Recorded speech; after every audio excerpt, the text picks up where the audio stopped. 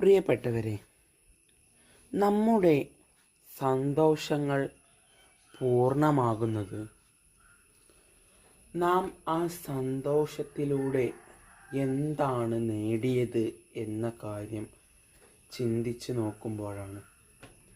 ജീവിതത്തിൽ ഒരുപാട് ചിന്തിക്കാനുണ്ട്. നാം ചെയ്യുന്നതൊന്നുമല്ല യാഥാർത്ഥ്യമെന്ന അറിവിനേക്കാൾ ഓരോ മനുഷ്യനും വേണ്ടത് തിരിച്ചറിവാണ്. അറിവല്ല, തിരിച്ചറിവാണ് മികച്ചത് എന്ന ആ ഒരു യാഥാർത്ഥ്യം അറിയുന്ന ഏതൊരാൾക്കും ആഹ്ലാദമായി സന്തോഷിക്കാൻ സാധിക്കില്ല.